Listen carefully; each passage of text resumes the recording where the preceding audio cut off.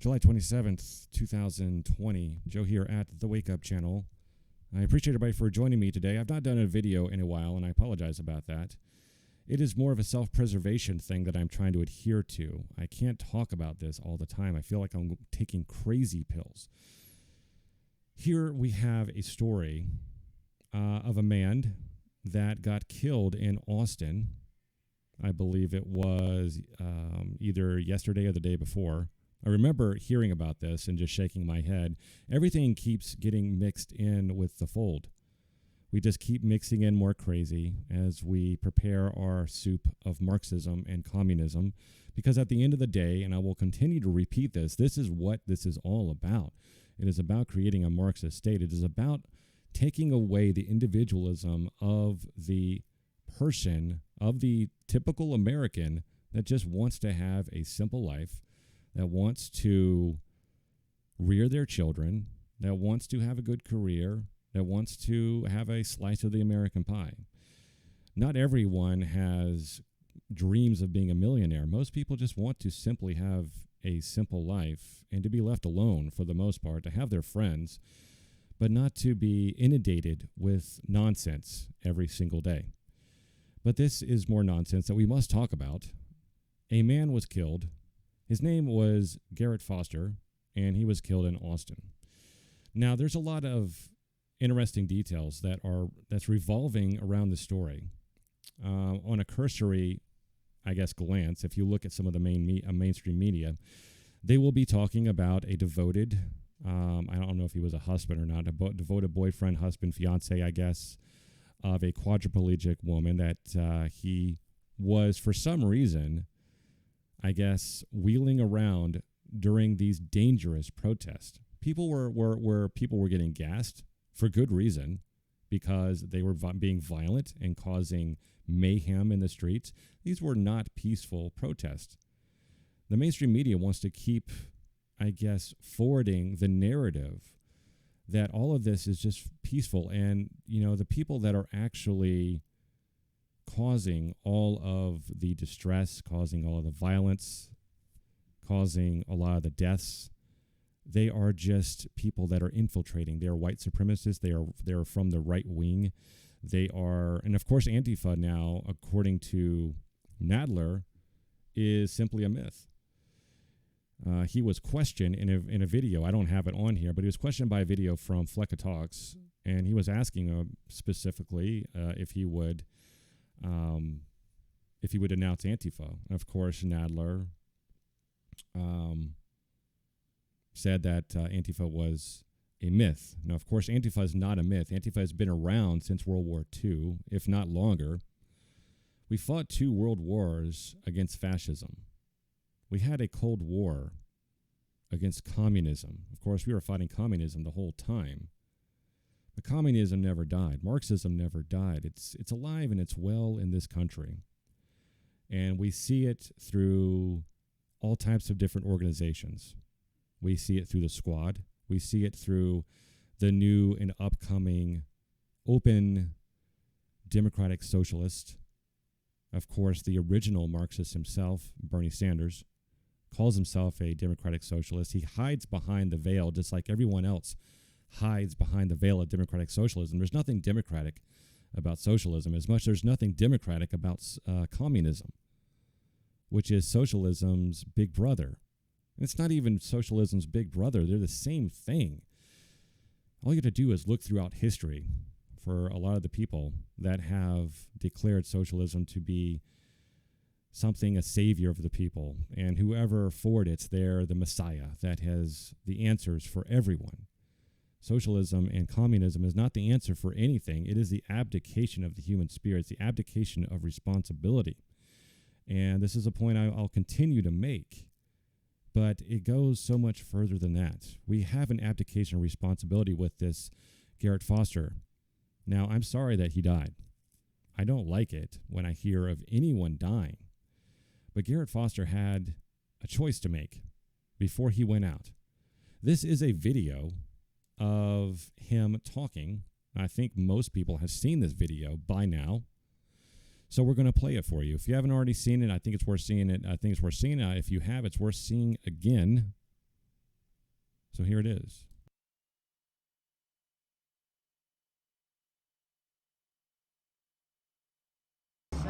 They don't let us march in the streets anymore, so got to practice some of our rights. Cool, man. Do you feel like you'll need to use it? Nah, I think I mean, if I use it against the cops, I'm dead. And I think all the people that hate us and, you know, want to say shit to us are too big of pussies to stop and actually do anything about it. So, why'd you start carrying? Well, our roommate got arrested and they stopped letting us march anywhere, so started carrying. Okay, so that was the main thing. Now, I know that he did use some vulgarities, but I think it's really important, and I don't really care whether YouTube censors this video because of that word. I've heard worse. I've heard of people on the left use worse. Remember when Rashida Tlaib said they wanted to impeach the MFer? They played that over and over. It was obvious what she was saying. It doesn't really matter anymore, honestly, because this is the world we live in. We want to bleep out words, and we want to get offended over words when people are dying in the streets. I think we are well past that at this point. I think that the mainstream media is at fault for always running cover during these protests. And when things go wrong, when things happen, it is blamed on someone else other than those who are directly responsible. Now, you could feel bad for Garrett Foster because he died. I feel worse for his fiance. I feel worse for his parents, if they're still alive, that he had to die so unnecessarily because he did something that was irresponsible. He knew that these protests were violent, and he also knew that the people that were driving through these protests or just trying to get back to wherever they were Texans. They weren't people in Portland. They weren't people in Seattle. They weren't people in California. Texas is a different country. They have a different set of rules over in Texas when it comes to guns and protecting your property and protecting your life.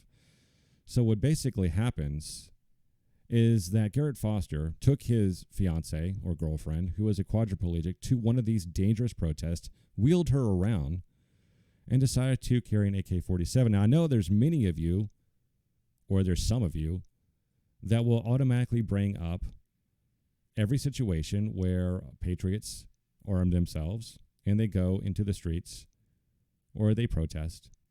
But for some reason, there aren't ever any shootings. No one ever gets hurt.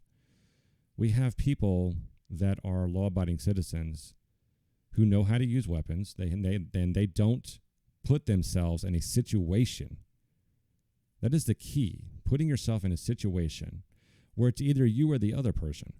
Number one, if you're in a type of violent-like protest, and these are not peaceful protests, they simply aren't. They are a tinderbox waiting to explode, and bringing guns to these types of things is not a good idea.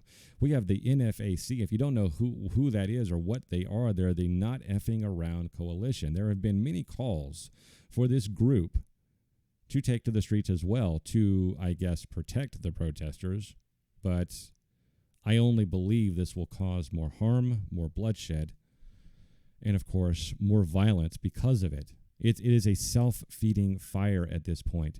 It does not need any more gas. The protesters are actually feeding the fire themselves, and this idea that the protesters are the ones that are simply the peaceful ones and there are infiltrators is simply not true.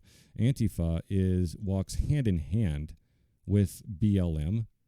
BLM walks hand in hand with the Muslim Brotherhood as well. BLM gets their money from many nefarious types of organizations who have different goals and the same goals as BLM. But the main goal, obviously, is the institution and the implementation of a Marxist state, one brick at a time. It's almost like they want to rebuild the Berlin Wall, metaphorically speaking, of course, because it was torn down and communism was again destroyed. But now this love affair with communism, Marxism, and of course the abdication of human responsibility and the crushing of the human spirit is alive and well. So this was another article here. It was from the U.S. Sun. This was seconds from death. It says, moment BLM protester Garrett Foster approached his car with his AK-47 before being shot as suspect is released. Now, the audio of this is kind of interesting. I don't even know if I have this audio. But the audio is out there. I did hear this. I wish I could actually play it, but that's fine. The first couple shots, not shot an AK-47, AR-15, it sounded like it came from a semi-automatic rifle and not a handgun. But as you can see here, this is the seconds before Garrett Foster was shot. This is the person that was driving the car. And we see here the way Garrett is holding this weapon. He is pointing it at the driver. He is not holding this rifle at ready. He is not holding it in a safe position. If I was in this car and I was being approached by violent protesters and I saw one that was holding an AK-47, you damn right, I'm gonna open fire. Especially if I have someone else in the car, even if it's my own self. Now, if I had my wife or someone else in the car, I would probably fired much faster. I'm not taking any chances. We have seen what has happened with some of these people that are simply driving through protests. They are being shot at for no reason.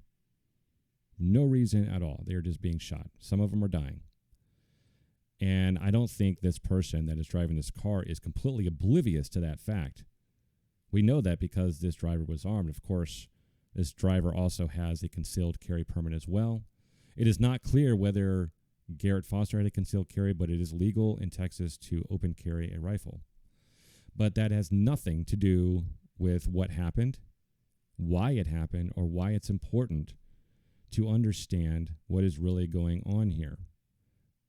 We can't lose sight, because someone else dies, what this movement is all about. It is very sad that Garrett Foster died. He shouldn't have died. He shouldn't have ever been there. None of these people should be there doing what they're doing.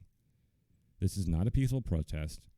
They are inciting violence, and they are letting it happen.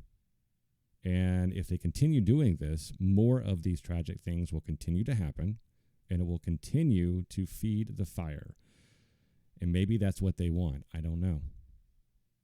It seems like it's sincere that they're upset that yet another person died, but they have to look at what they are causing.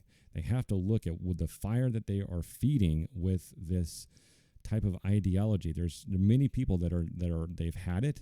They don't want it. They don't want any part of it, and they are ready for the violence to end. I know Donald Trump is one of the people that he is sending federal troops in because the governors and the mayors are not doing their job, and it is his job, and it's coming on him based on the Constitution to uphold the laws of the United States, whether it's federal or whether it's on the state level. If those who are in power to do the same things within their state, if they don't do that, it is within the power of the president to do it for them. Until next time, this is Joe with the Wake Up Channel. I'll see you in the next one. Have a great day. Bye.